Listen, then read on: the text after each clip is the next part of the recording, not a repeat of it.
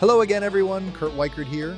Up next is Act 2 from Sawgrass Wars. In the 1990s, the drug trade in Dawber County was stopped. The friends who started running drugs for the Colombians were arrested, along with many of the townspeople. Johnny Malone, who started the drug smuggling empire, disappeared the night the DEA came to town and arrested everyone. Because Malone was never charged with a crime, a lot of the locals blamed him for the arrests. His disappearance has become Florida folklore. Some say he was killed by the cartel. Others say he is in the witness protection program. The ones who knew him the best are confident he is living under another false identity somewhere on a sandy beach, spending his ill-begotten gains. Malone has not been seen in a decade. Rumors have it that Malone also buried $5 million in the swamps around Dawber County. A decade later, in 2003, the children of the original friends who started the drug trade in Dawber seek to find the buried $5 million hidden by their parents in the swamps. Word travels fast in Dawber County, faster than the current through the swamp. Lately, folks been whispering that Johnny Malone's boy, Bones, knows where the old man's money's buried. Truth is, he doesn't. But a rumor like that don't need to be true. It just needs to be loud. They say a kid named Alex Gregory's been talking too much, telling anyone who'd listen that he's got a plan to find the lost millions.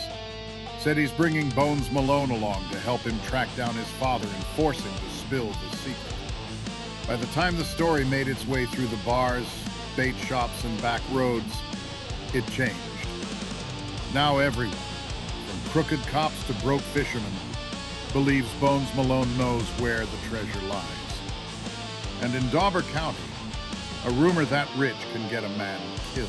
Title, 2009. Exterior, Widow's Walk, Marina, day. A small skiff hums toward the docks, cutting across the glassy water. Billy Dawber, 17, rugged but quiet, steers the boat. In the back, Alex Gregory, 17, eyes Bones Malone, 17, thick-necked and twitchy like a coiled spring. That's Billy Dawber, son of Timmy Dawber, a war hero turned shotgun statistic. He was told that his daddy, Timmy Dawber, killed himself when they were kids. His mama vanished after that, never came back. He was raised by his uncle. Whole county's named after his granddaddy. He's county royalty, which don't mean much around here anymore. And that slab of muscle, Bones Malone, son of Johnny Malone, the ghost with a bounty on his head and millions buried in these swamps. Bones don't say much, pretends he don't know a damn thing about his daddy. But Kenny Gregory's son, Alex, knows he does. Billy docks the skiff. The boys step off. Alex stays back, boiling with frustration. We gotta quit screwing around and get serious. Alex points at Bones. We need to head into the swamp and find that money. That's our shot, our way out of this hellhole. Told you not to bring that up again. Yeah, well, I'm broke. Like you. Like Billy. Only difference is, I'm willing to do something about it. We need to start trying to go find that money. What money? That Malone treasure's just a swamp legend, man. Feds never found it. You know it.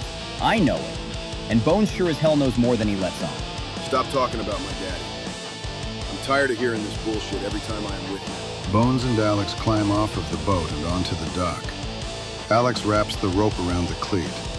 Bones shoves Alex and starts walking away. Where you headed? Over to Jasper's. Figures. Gonna eat roadkill with the Sheltons? Maybe they'll toss you in the gator pit for dessert. Bones dismisses Alex and leaves the area. Billy jumps off the boat, grabs the empty rope and ties it to the other cleat. You good? I'm peachy. Why is he hanging with the Sheltons anyway? You know that the Brodies and the Sheltons are fixing for war. Who gives a shit? And thanks for nothing, by the way. What'd I do? It's what you didn't do. You're the only one that freak listens to. I don't know what you're talking about. Malone's millions, man. Alex, that shit's a myth. No, it ain't. Exterior, the Shelton property, day. A dilapidated stretch of land smolders in the Florida heat.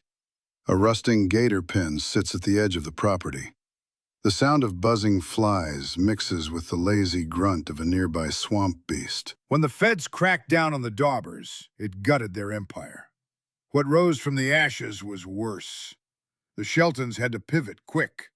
Jasper and Merle's daddy Atticus killed in a shootout with DEA agent Mac Donnelly. Since then, his boy's been selling gator meat out of a muddy hellhole, barely keeping the lights on. They weren't dumb, but they were desperate. We track across the back of the property. Swampy, overgrown, a rusted-out smoker billows greasy smoke. A rickety sign reads, Shelton's Swamp Selects. Exotic meats. Somewhere in the distance, a faint motor echoes. Exterior, the Shelton property, moments later. The faint drone of an engine grows louder, then erupts into an obnoxious honk, honk, honk as a jacked-up, mud-caked pickup truck comes barreling into view. Rebel flag decals, bullet hole stickers, and a lift kit that screams overcompensation. Inside the outhouse, hidden behind a crooked door, we hear the clink of a belt buckle. Bones Malone, 17, zips up, grimacing as the weight of the Colt 45 digs into the small of his back. That Colt was Malone's parting gift to Bones. Something old and heavy, like his family name. Kid had been drinking some of the Shelton clan's gut-melting moonshine, killing time with Jasper. He didn't know it yet. The time was about to kill back. Bones cracks open the outhouse door, squinting toward the truck now idling in the yard. The driver revs once, then kills the engine. The silence after is menacing. And that's Dale Brody. 45, domestic terror enthusiast, part-time orange farmer, full-time psychopath. Dale Brody, 40s, bloated with ego and sweat, climbs out of the truck. He's got militia fatigue pants, a Glock on his hip, and a smug look like he's already won. Behind him, his younger brothers, Garth, Jessup, and Clayton, fan out casually like they've done this kind of intimidation tour before. Exterior, the Shelton property, continuous. Jasper Shelton, 19, strong, husky, and watchful. Stands firm in the yard, arms crossed, deadpan gaze fixed on Dale Brody. Dale slowly reaches into the right pocket of his camouflage pants. The bulge is round, suspiciously grenade-shaped. Jasper's confidence flickers. His right hand subtly moves toward the handle of the knife strapped at his side. Dale liked to toy with folks. Push them to the edge just to see who'd jump and who'd fight. He knew Jasper was armed, knew the kid had scrapped before, but Dale also knew fear, and he was real good at sniffing it out. Dale teases the object from his pocket, slowly, deliberately. Jasper tenses, bracing for a blast. What do you want, Dale? Garth Brody, 30s, leaner and sharper-eyed than his brother, speaks up from behind Dale. Where's your brother, Merle? Out back. Garth nods, eyes flicking toward the two youngest Brody boys. Jessup, 17, lanky and twitchy, and Clayton, 19, barrel-chested with a baby face. Go get Merle and bring him back here. Dale finally reveals the mystery item. A beat-up, slightly squashed orange. Of course, it wasn't a grenade. Just one of Dale's precious citrus babies, fresh from the family grove they used to launder their real trade, illegal arms. Dale to himself, then unsheathes a stubby curved knife from his belt with a loud snap. He begins peeling the orange, blade gleaming in the sun. What do you want, Dale? I don't like your tone, boy. Your cousin and I have business to attend to. Instead of staring at me with those big dead eyes, why don't you just rest up against that piece of shit pickup of yours? Jasper gives a subtle nod and plods over to his late father's battered, antique Chevy pickup. The old truck groans under his weight as he leans against the door. Dale chews a slice of orange as he stares down at the dirt, then glances up. Who else is here? Jasper glances around, shrugs. Dale spits an orange seed onto the ground. Just me and my brother. Why are you busting my balls? Well, whose drink is that? It's Merle's. Jasper tenses, his hand slipping discreetly to the hilt of the large knife hidden on his belt. Dale stalks closer, gritting his teeth. He's nearly face to face with Jasper, eyes wild. Dale is consumed with fury. His face flushes red. His breath shortens. He trembles with hatred. Jasper, quick and tough despite his husky frame, reacts instinctively. He draws his knife in a blur of muscle and sweat, ready to slash. Where is he? I know you're lying to me, Jasper. I know there's someone else here. There's that damn look again. I fucking hate your face, shipper! Dale lunges. A clash of steel and brute force. Dale blocks the strike with surprising skill and counters, his blade slashing downward with precision. Jasper grunts as the knife tears into his leg. A burst of blood. Jasper collapses onto the muddy ground, gasping. The fight is over before it really began. Dale, calm now, almost smug, bends down to retrieve the orange he dropped during the scuffle. He wipes it against his fatigues and casually takes a bite, then flicks his blade closed and points it at the downed Jasper. Jasper knew the second that blade hit, warm blood gushing down his leg like a faucet left on. Then came the cold, and he understood. That was the body giving up. You big boy almost had me there. Almost. Then again, you're fat and dumb just like your whole shithill family. You ever hear the femoral artery? Jasper shakes his head, feeling lightheaded and weak. Yeah, well, it's a pretty important part of the body. It supplies blood from your heart down to your legs. Dale takes another bite out of his orange. I just sliced it. Now don't worry, I can get you to the hospital before you bleed out and die. That is, if we leave the neck in the next 15 minutes. But we're only leaving here if your brother does exactly what I want. Jessup and Clayton march up to Dale with Merle Shelton. Merle sees Jasper Shelton lying on the ground, pale, sitting in a pool of his own blood. Jasper? What have you done to my little brother, Dale? Merle cradles his dying brother, feeling the blood pooling from the open wound, panic building in his eyes. He gonna die. I don't get him out of here in exactly 10 minutes. You know, for a skilled fighter, he went down pretty quickly. Should've sent him over to the camp. Made a real warrior out of him. Clayton and Jessup over here. At least get Jasper a towel so I can slow the bleeding down, damn it. Where's the kid? Johnny Malone's kid, Bones. How the fuck should I know, Dale? Jasper and Bones hang out. I know he was here tonight drinking that shit with your idiot brother. I ain't saying another word till you help my little brother, you son of a bitch. Jessup, bring over our towel from the truck. He gonna die. I don't get him out of here in exactly 10 minutes. Dale turns around as he sees Jessup fumbling around the cabin of the truck. What those Brody boys didn't know was that Bones had been taking a leak when they rolled up like they owned the swamp. He ducked into the brush and just watched. Real quiet. Real still. Like a predator waiting for a mistake. And when he figured out they came sniffing for him, he slipped into the truck like a shadow, snatched that towel, and stuffed it straight into the gas tank. Kid lit it like he'd done it 100 times. Boom! Just like that. The backwoods went biblical.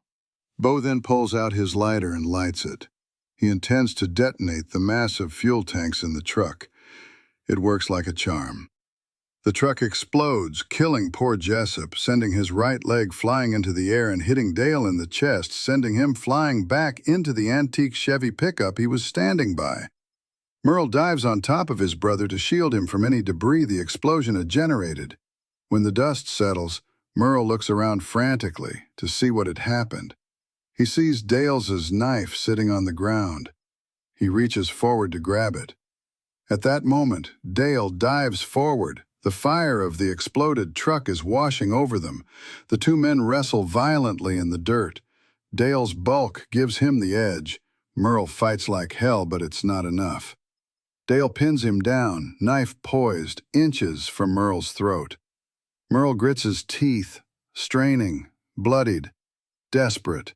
Merle fought with everything he had, but Dale had that kind of sick adrenaline that only shows up when a man's getting off on the kill. Dale's face twists with animal rage, his arm thrusting the blade down, inch by inch. Almost there now. The knife point touches skin. A thin trickle of blood forms. Merle's eyes widen in terror.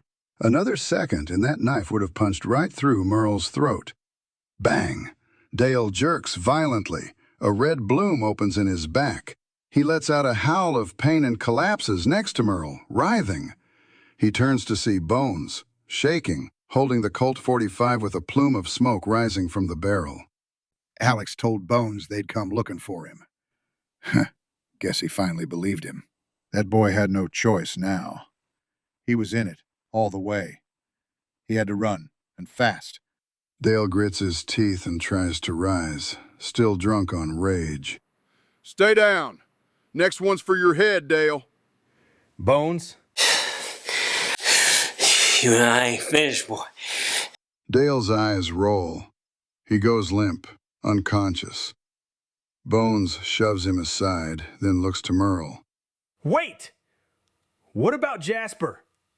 Load him up in the truck and help me start it before Garth and Clayton get back from the gator pit. This old piece of shit won't work. Fine. Die here then. Merle shakes his head, realizing he has no good options here.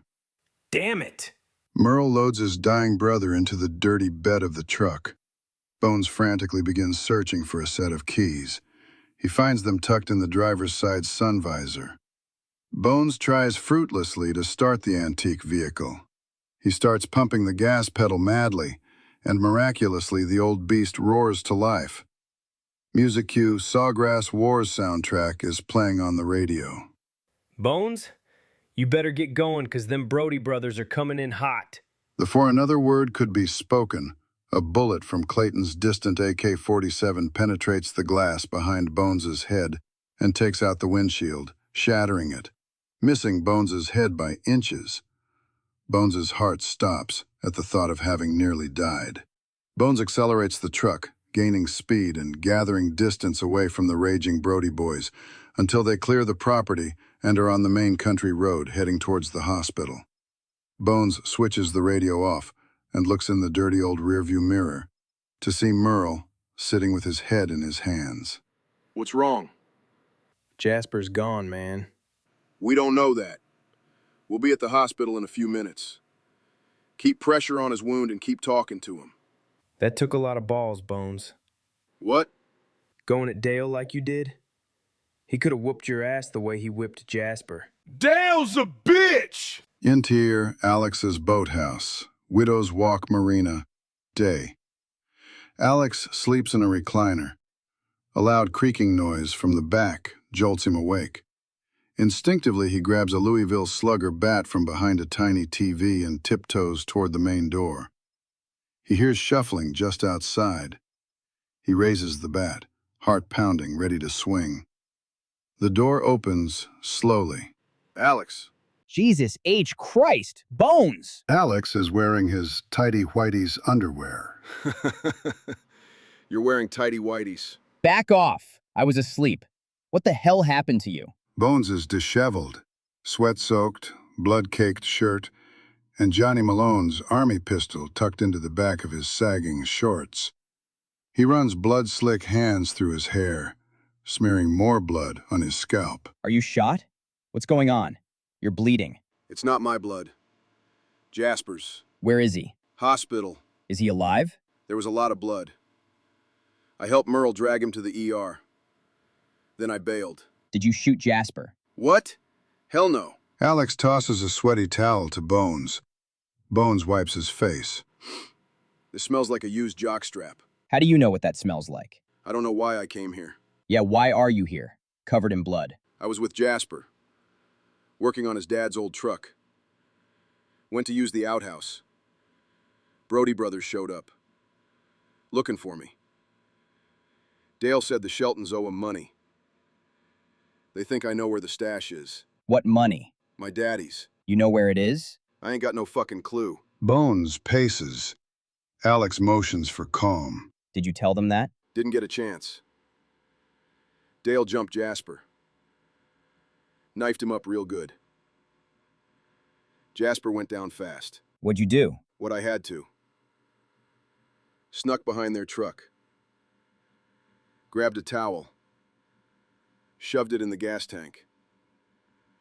Lit that fucker like a Christmas tree. What'd the Brodies do? I got one of them when the truck blew. Which one? Fuck if I know.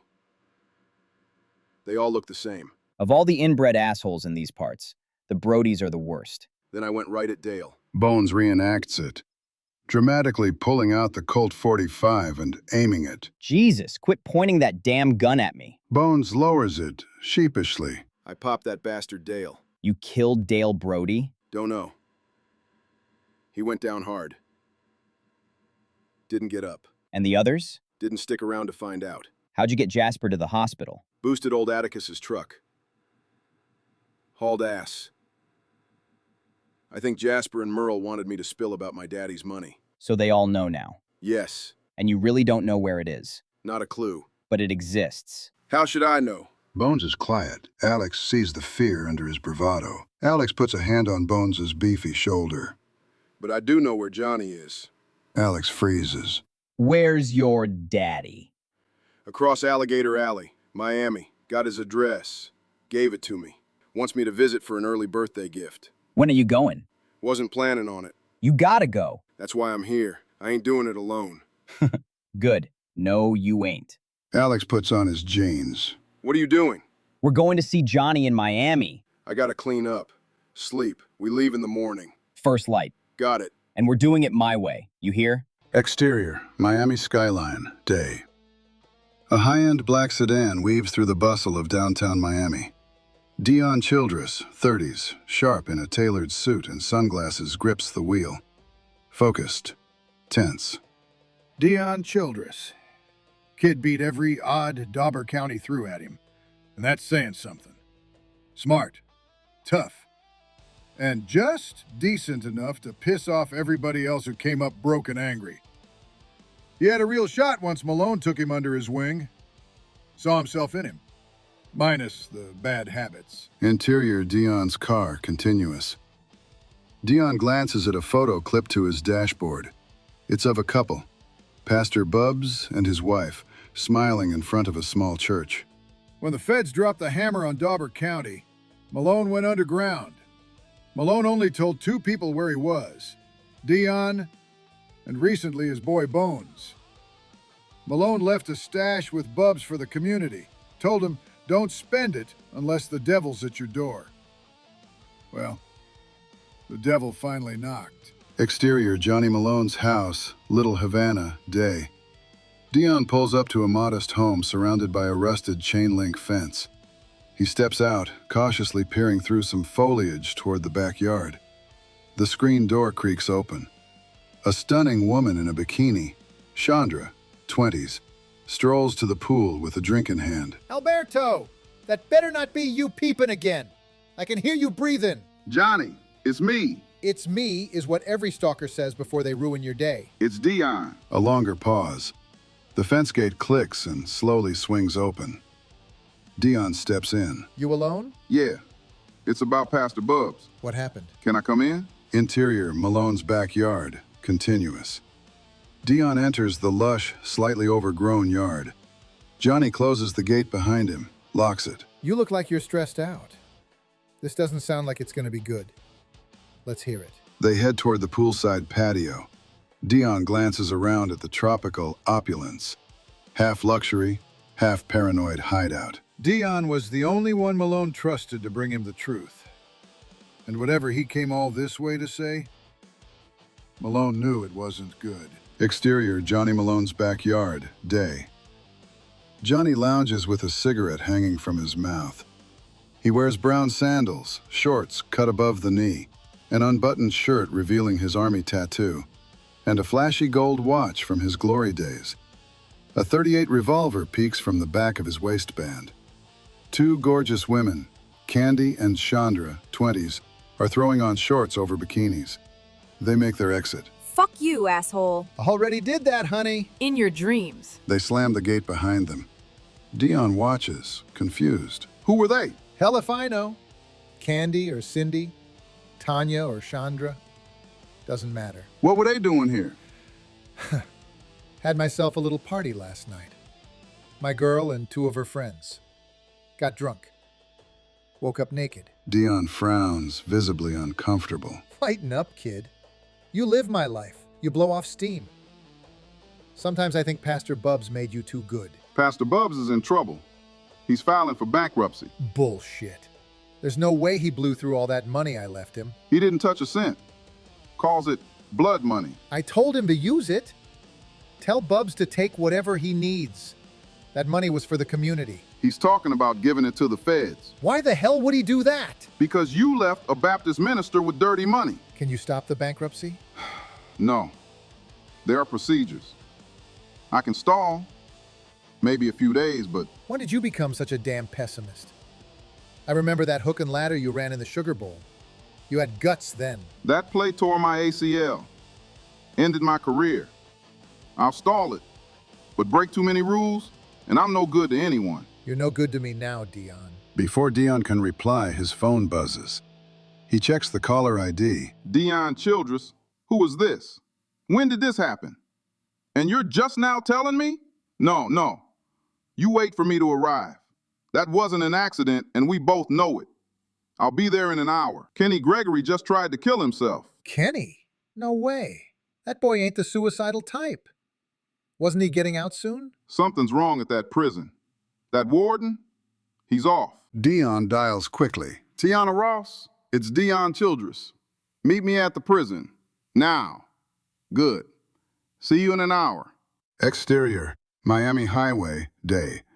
Tiana Ross, mid-20s, polished, no nonsense, drives her sleek sedan near the old Tamiami Trail. Her phone is on speaker. Tiana Ross came from the silk and silver world of Key Biscayne. Top schools, top grades, fast-track law fellowships. And still, the one thing she couldn't outrun was her boss's contempt. Dion Childress, born broke, bred tough, saw Tiana's pedigree as a threat, maybe even a betrayal. He rode her hard, but hell, she took it. Then she met Trent. Thought he was just a fling. She didn't know the man was a goddamn wolf in uniform. Interior Tiana's car continuous. Hey, baby. Intercut with interior Trent's unmarked sedan, day. Trent Dietrich, handsome, smarmy, adjusts his rearview mirror. Tiana's car is visible a few car lengths ahead. He speaks into his headset. Where you at? Can't make dinner. Dion's dragging me to the prison on 41. Client emergency. You mean Dion's client, not yours. He's the boss. You heading to Everglades Alcatraz Correctional? Yeah. Just a few hours. We'll make it up later. Count on it. They hang up. Trent's smile fades. He dials another number. Interior, prison warden's office, day. Warden Kinder, 50s, cruel eyes, cold soul, picks up. Yeah? Intercut with Trent. She's en route, Highway 41. Told me herself. Anyone else know? Just her. Dion's keeping it tight. You sure she ain't talking to him on the side? I don't think she's screwing him, if that's what you're asking. Don't care who she's screwing. She can't show up. Want me to wait till she's inside? Hell no. Cameras'll flag her. Clock her in. Then we got questions when she don't clock out. We intercept. Before the gates. Isn't it risky? Her and Dion disappearing the same day? You want your piece of the pie or not? Loose ends get tied. Tonight. Handle it. Trent hangs up. His eyes lock on Tiana's car ahead, cruising unsuspectingly toward danger. Fade out. Exterior. Johnny Malone's house, day. Dion pivots, heading for the chain-link fence gate. Johnny follows cautiously. Dion grabs the handle but pauses, turning back. Before he can open it fully, two young men appear on the other side. Bones? Yeah, I didn't do anything. We're just here looking for a friend. Who is it? Dion steps aside. Johnny sees the boys and stiffens. All three freeze, as if seeing a ghost. Johnny forces a grin, raises his hands. Hey, boys. You are a piece of work, Johnny. Dion walks out past the boys. Stay safe, brother. Johnny waves the boys inside, then shuts and latches the gate behind them. Interior Johnny Malone's house, living room, moments later. Alex surveys the place, disbelief written on his face. Shit. What's that? You ain't rich. Watch it, kid. I don't go to your boathouse and rag on your decor. This can't be all there is. You're right. There's more. There's a gorgeous Cuban girl in the other room. Malone winces, catching Bones's look. Don't tell your mom, Bones. Everyone back home thinks you ran off with millions. But look at this shithole. Take it easy, man. Where's the money, Johnny? Chill out. How've you been, Bones? Not good, Dad. What happened? We're all broke for starters. We came looking for you. We've been through a lot. Life's tough, huh? Yeah, it is. You come all this way to whine? I came to change my circumstances. And you, son? Same. Well, I can't blame you for running from Dawber County. You boys eat yet? We didn't eat anything, Dad. I've got some tamales in the kitchen. They follow Johnny through the house, frozen in time from the 1970s. Interior, Johnny Malone's house, kitchen, continuous. The heat and aroma of warm tamales hit Bones and Alex. Make yourselves at home, boys. Mi casa, su casa. Carmen, 20s, wearing tiny shorts and a bra, enters. She looks like Penelope Cruz. You gonna get that out of the oven? You boys ever seen a naked woman before? I'm not naked. Who are they? My son, Bones, and his friend, Alex. Your son? Bones and Alex introduce themselves. Carmen grabs a t-shirt, pulling it on. Now you're taking visitors? It ain't like that, baby. Oh, right, Poppy. What about last week, when you couldn't meet my parents? Carmen throws the tamales at the wall. Was that necessary, Carmen? You say security reasons, but you asked those putas over and now your kid is here? Those were your friends. It was a fun party. I think we all had a good time last night. You passed out drunk. Nothing happened besides you walking around the house naked in front of them. That's not how I remember it. Nothing happened last night. Probably had whiskey dick. You're an awful man. She slaps Johnny, then yanks at his hair. Malone is holding onto his hairpiece with both of his hands. She then storms out. She'll be back. Fiery Latin blood, you know? What the hell? What? What are you doing? Cartels, Italians, and now the Haitians are looking for me. I stayed gone to keep you safe. Bullshit. All these years you could have checked in on Mom and me.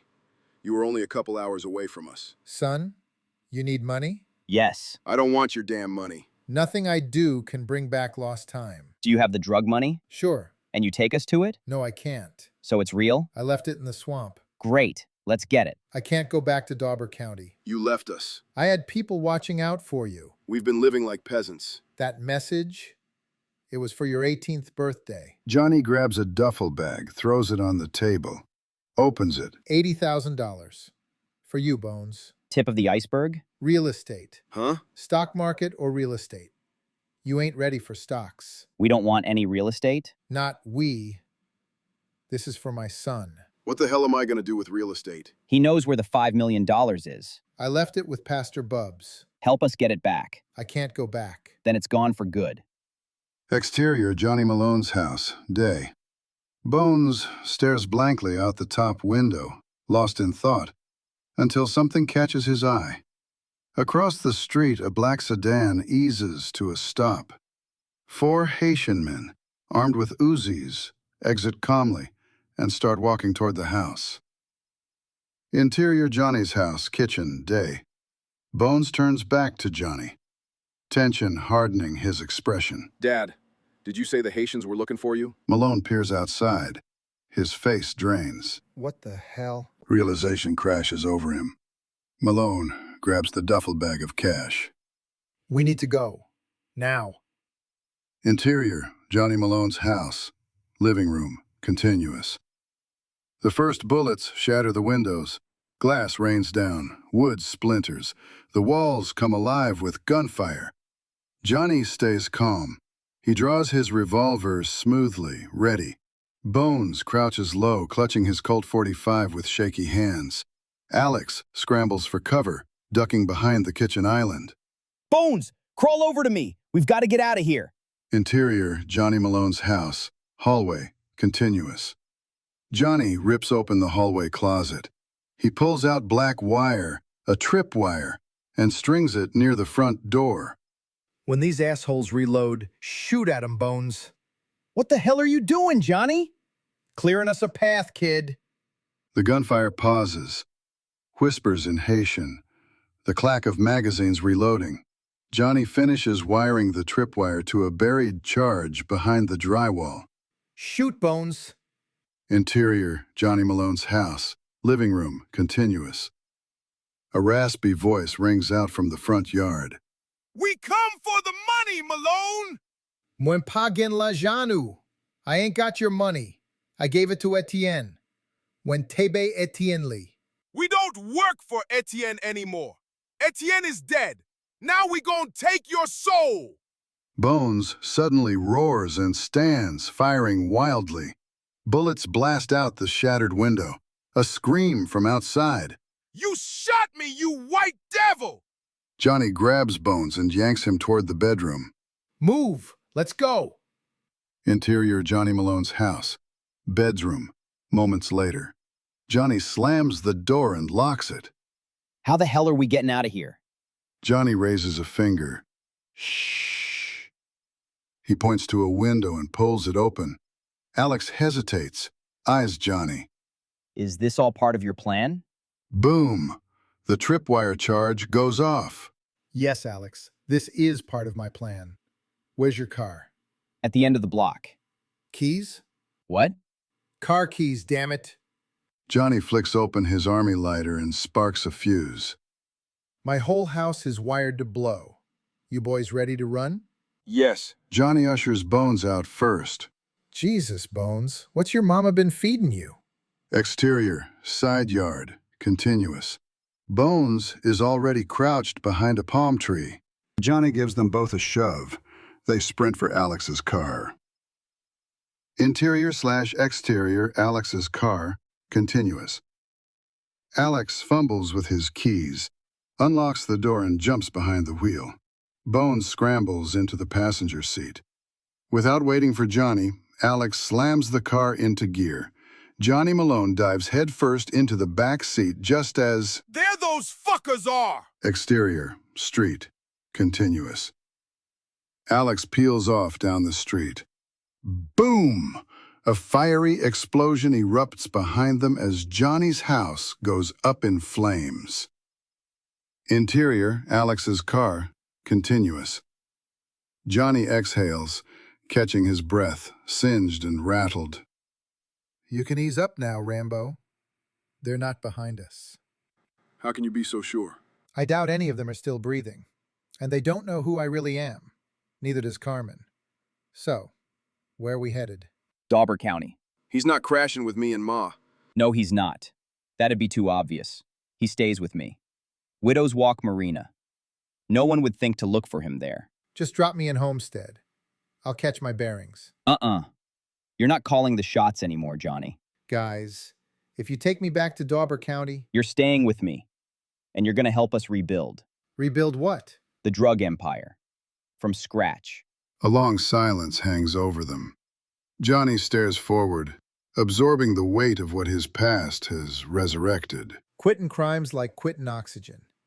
You can fake it for a while, but your body knows better. Exterior, Old Highway 41, day. Alex, Bones, and Johnny speed toward Dawber County in Alex's car. Rain pours in sheets. The old highway winds endlessly through swamp and brush. Interior, Alex's car, moving, day. Johnny glares at the speedometer. Kid, you gotta slow down or you'll get us pulled over. Alex doesn't respond. His grip on the wheel is tight, his jaw clenched. Did you hear me? Alex? I've got to get back to Dawber. We don't want to be pulled over. Bones points ahead. That looks like an undercover cop. He's a half-mile up. He ain't stopping us. Interior. Tiana's car, moving, same time. Tiana blasts music. Rain pelts her windshield. Visibility drops to near zero. She gasps. Panicking, she flicks on her hazards and slams the brakes, pulling to the roadside. Her hands tremble. She parks and lays her head on the wheel. She doesn't see Trent Dietrich's unmarked cruiser lurking back. Interior Trent's car, moving, continuous. Trent watches Tiana's car jerk to a stop. He hits his brakes, activates his undercover lights. Interior Alex's car, moving, same time. What's the plan when we hit Dawber? Boathouse. Regroup. Start planning. For what? Rebuilding the empire. Empire? You mean being a damn accountant? No. I mean being the fucking kingpin. That's a terrible plan. That's what you want? Hell yes. We've lived like peasants long enough. You're talking crazy. We didn't do all this for our kids to inherit the dirt. Did you call the feds on Billy and Alex's dads? Not Alex's dad. But you did call the feds. On Bo Dawber, yeah. Bones turns pale, rages. What? Bones raises the pistol. Whoa, Bones, don't do it. That man is our meal ticket. Johnny points forward, panicked. Look out! Alex turns just in time to see exterior, Old Highway 41, continuous. Alex's car slams into the stopped unmarked cop car. Wham! The cop car rockets forward, crashing into Tiana's BMW. The BMW is sent careening into the swamp, tearing through a chain-link fence. Exterior swamp, continuous. The BMW splashes down into the murky water, sinking fast. Interior, Tiana's car, continuous. Water rushes in. Tiana screams. Oh my God! Oh my God! Her seatbelt snaps. She thrashes, claws the door. Exterior, swamp, continuous. Tiana breaks the surface, gasping. Covered in algae, she swims for the bank, gators visible in the shadows. Fade out. Exterior, highway shoulder, moments later. Trent recovers from the chaos, weapon drawn. He inches toward the gap in the chain-link fence, gun aimed downward. Below, Tiana's BMW sinks into the swamp. You there. You there! Out of the car with your hands up! Interior, exterior, Alex's car. Alex throws his hands up. I didn't do nothing. Get on the ground. Interlace your fingers. I know you. You're no cop. I seen you at the prison. What the fuck? From below, Tiana can be heard screaming for help. Help me! Trent turns toward the swamp. He doesn't see Bones or Malone slipping around the side of the car. Interior, Alex's car, continuous. Let me talk to him. I can... No time, Pa. What the hell does that mean? Exterior swamp, continuous. Tiana stares up, horrified, as Trent points the pistol down at her. Rain pours. She squints. Trent? Suddenly, a single shot. Trent's head erupts in a crimson bloom. He tumbles forward into the swamp. Interior/exterior, Alex's car. Malone bursts from the back seat, wild-eyed. What have you done? Bones marches forward, expression unreadable. Tiana looks up, stunned, as a massive teenager with a .45 stares down at her. He's joined by Malone, limping, bleeding, gripping a .38. Tiana? You know this chick? Put the fucking gun down, Bones. What the fuck just happened? My boss is an attorney. We were meeting a client at the prison. It's me. Malone Dion's favorite client. Can you get me out of here? Yeah. Boys, get over here and help this lady out of the swamp. Why should we? Jesus, you boys are cold. Well, Pa? How about $5 million fucking dollars, son? Deal. I'll get her. Guys?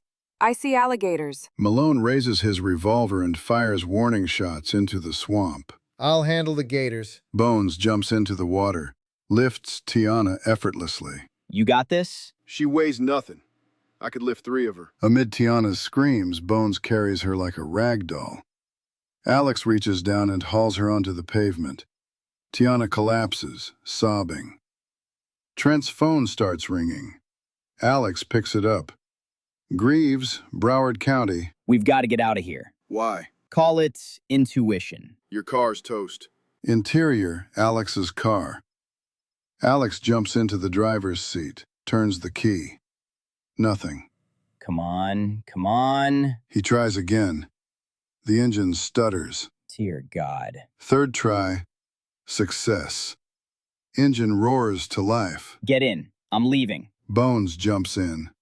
Malone helps Tiana to her feet. Why the hell would I come with you? If you stay, the next people here will finish what that guard started. Tiana stares at Trent's corpse. She swallows her fear. Now, let's get back to Dawber County. Tiana helps Malone into the car. The car speeds off, leaving the carnage and swamp behind. What you just heard was the turning point in Dawber County. The night everything changed. Tiana's rescue in the swamp wasn't just a moment of mercy. It was a declaration of war. For the first time, Johnny Malone, Bones, and Alex stand together. Blood on their hands, secrets closing in, and enemies closing ranks. But Dawber County doesn't forgive, and it sure as hell doesn't forget. Act 3 is where it all comes to a head. The betrayals, the money, the truth behind the Malone fortune, and the final reckoning that's been building since the day Johnny came home. Get ready. Act 3 is where the swamp takes back everything it's owed.